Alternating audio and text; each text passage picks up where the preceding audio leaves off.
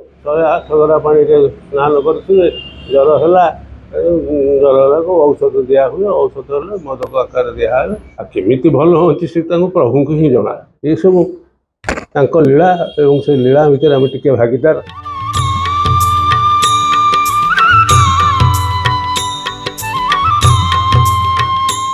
ମହାପ୍ରଭୁଙ୍କର ଏଇ ଯେଉଁ ସ୍ନାନ ଯାତ୍ରା ସରିଲା, ଅଣସରରେ ପ୍ରଭୁ ଅଛନ୍ତି, ହୃଦୟରେ ପଡ଼ିଛନ୍ତି। ତେଣୁ ଏ ସେବା ବୈଦ୍ୟ ସେବା, ଏ ବୈଦ୍ୟ ସେବା ଆବାହମାନ କାଳରୁ ଆମ ପିତୃପିତାମହଙ୍କ ଅମଳରୁ ଏଟା ଚାଲି ଆସିଛି। ଏବଂ ଆମେ ଘରେ ଔଷଧ ପ୍ରସ୍ତୁତ କରି, ମୋଦକ ପ୍ରସ୍ତୁତ କରି ଆମେ ନେଇକିରି ଗାର୍ଦ ଘରରେ ଦେବୁ। ତାର ପ୍ରଣାଳୀ ହେଲା, ମହାପ୍ରଭୁଙ୍କର ଏଇ ଯେଉଁ 10 ମୂଳ ମୋଦକ ଔଷଧ ତିଆରି ହେବ। 10ଟା ବୃକ୍ଷର ଚେର ମୂଳ ଇତ୍ୟାଦି ଆମେ ତାକୁ ଆଣିକିରି ଶୁଖେଇକିରି ଛେଚିକିରି ଗୁଣ୍ଡ କରିକି ଏବଂ ତାକୁ ଔଷଧରେ ପାକ ତିଆରି ହେବ। ପାକ ତିଆରି ହେବ କ'ଣ ଧରନ୍ତୁ, ମୁଁ ଆପଣଙ୍କୁ ଏଇଟା ଗୁପ୍ତ ସେବା। ଆଜିକାଲି ସମସ୍ତେ ଆସ୍ତେ ଆସ୍ତେ ସବୁ ଜାଣିଲେଣି, କୌଣସି ଅଛପା ନାହିଁ। କିନ୍ତୁ ଲଘୁମୂଳ ଏବଂ ବୃହତ୍ମୂଳ ଧରନ୍ତୁ, ବେଲ, ଗମ୍ଭାରୀ, ଫଣଫଣା, ଅଗବଧୂ, ଶାଳପର୍ଣ୍ଣି, କୃଷ୍ଣପର୍ଣ୍ଣି ଇତ୍ୟାଦି ଇତ୍ୟାଦି ଯେଉଁ 10ଟି ମୂଳ ଅଛି, ଚେର ମୂଳ ସଂଗ୍ରହ କରିକି ତାକୁ ସବୁ କରାଯାଏ। ଏବଂ ତା'ର ଔଷଧୀୟ ଗୁଣ ମଧ୍ୟ ଅଛି। ଜ୍ୱର, ବାତ, ପିତ୍ତ, କଫ, କବିରାଜ ଆପଣଙ୍କର ଦେଖିବେ, ବାତ, ପିତ୍ତ, କଫ, ୟାର 3ଟା ଏଇ ସମ୍ମିଶ୍ରଣ ଏଇ ଚେର ମୂଳରେ ଆପଣଙ୍କର ଯାବତୀୟ ଜ୍ୱର, ସର୍ଦ୍ଦି ଇତ୍ୟାଦି ଇତ୍ୟାଦି ସବୁ ଭଲ ହୁଏ।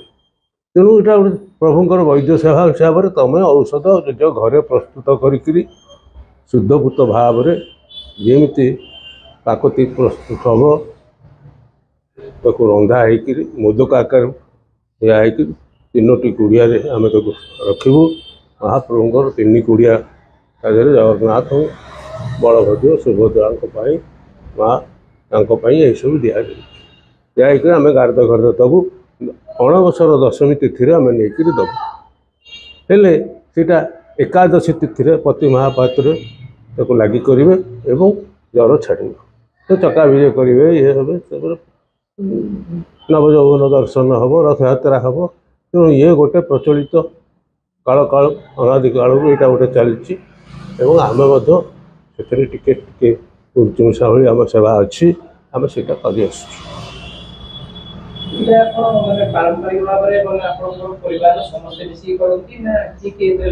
ନାଇଁ, ଆଗେ ସବୁ ଏକାଠି ମିଶିକିରି ସବୁ କରୁଥିଲେ। ସବୁ ବିଭିନ୍ନ ଘର ହେଇଗଲାଣି, ସମସ୍ତେ ଚାହୁଁଛନ୍ତି ଆମେ କରିବୁ, ଆଉ ଏକାଠି ହେଇପାରୁନାହାନ୍ତି। ସବୁ ପ୍ରସ୍ତୁତ କରି ସମସ୍ତେ ଦେଉଛନ୍ତି, ସବୁ ଦେଇକିରି ଇଏ କରୁଛନ୍ତି। ସେଇ ଅନୁସାରେ ଆମର କିନ୍ତୁ ଯେଉଁଗୁଡ଼ାକ ଖେଇରେ ଅଛି, ମାନେ ଆପଣଙ୍କର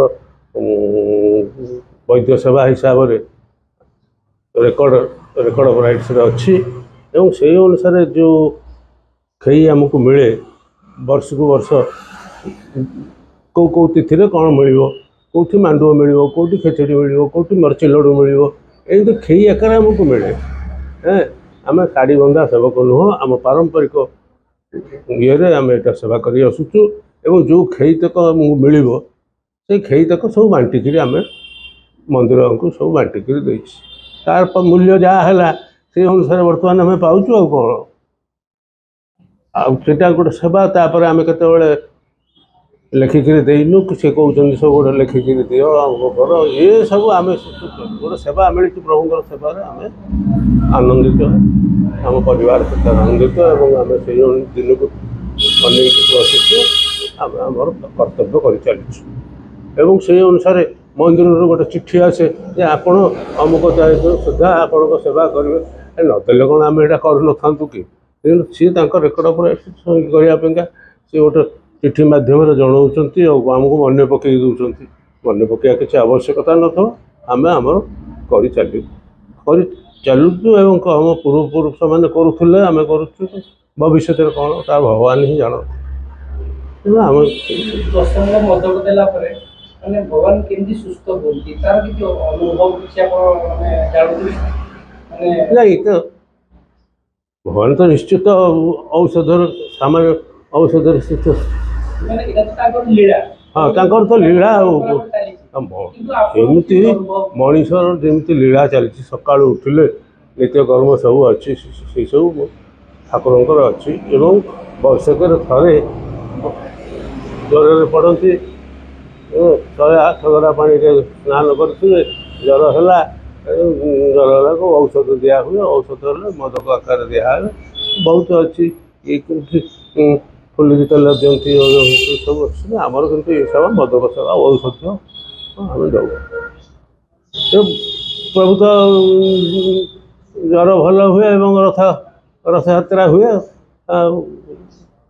केमी भल होती से प्रभु को ही जना अनुभव माने हमें से जिनसड़ा हम जहाँ हमको जहाँ भगवान देइछन्ती से परंपरा हम करि आसुछु यहाँ द्वारा भगवान के सुस्थ बनती आपन केमिति अनुभव लागे प्रभु निश्चित ये सब तांको लीला एवं से लीला भितर आम टिके भागीदार आमको खूब आनंद लगे।